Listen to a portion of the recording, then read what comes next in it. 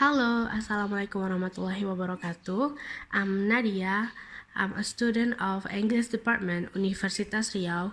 In this video, I would like to tell you about consonant classification. So stay tuned, guys. Now, we start with description of consonant. In articulatory phonetics, a consonant is a speech sound that is articulate with complete or partial closure of the vocal tract. Examples are p, pronounced with the lips; t, pronounced with the front of the tongue; k, pronounced with the back of the tongue. There are three classifications of consonant. First, voicing. Second, place of articulation. Third, manner of articulation. First, what is voicing? The vocal folds may be held against each other at just the right tension so that the air flowing past them from the lungs will cause them to vibrate against each other. We call this process voicing. Sounds which are made with vocal fold vibration are said to be voiced, and sounds made without vocal fold vibration are said to be voiceless. Next, what is the place of articulation? The place of articulation of a consonant specifies wherein the vocal tract narrowing occurs.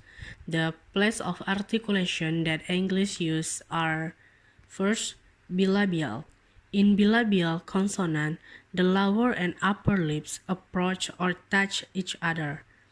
Example: p, b, m. There are bilabial stops. Next, labiodental. In labiodental consonant, the lower lip approach or touch the upper teeth. Example: v, v, and v, v. There are bilabial fricative. In a dental consonant, the tip or blade of the tongue approach or touch the upper teeth. Example: th. There are dental fricative. Next, alveolar. In an alveolar consonant, the tongue tip approach or touch the alveolar ridge, the ridge immediately behind the upper teeth. The English stop t, d, n. There are formed by completely blocking the airflow at this articulation. Post-alveolar. In a post-alveolar consonant, the constriction is made immediately behind the alveolar ridge. The constriction can be made with either the tip or the blade of the tongue. The English fricative sh sounds, sh sounds. Retroflex. In a retroflex consonant, the tongue tip is curled backward in the mouth. Example: e is a retroflex approximant. The tongue tip is curled up toward the post-alveolar region. Palatal. In a palatal consonant, the body of the tongue approach, touch the hard palate. Example: y. Y sound is a palate approximant. Velar. The body of the tongue approach or touch the soft palate or velum. Example: k, g, and are stop made at this part of articulation. Glottal. The glottal is the opening between the vocal folds. In this opening is narrow enough to create some turbulence in the airstream flowing past the vocal folds. The manner of articulation. Speech sound also vary in the way the airstream effective as it flows from the lungs up and out of the mouth and nose. It may be blocked or practically blocked.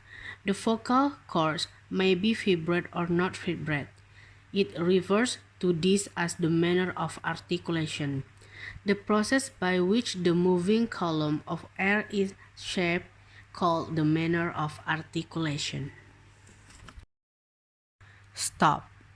A stop consonant completely cuts off the airflow through the mouth. In the consonant t, d, n, the tongue tip touches the alveolar ridge and cuts off the airflow at that point. Fricative.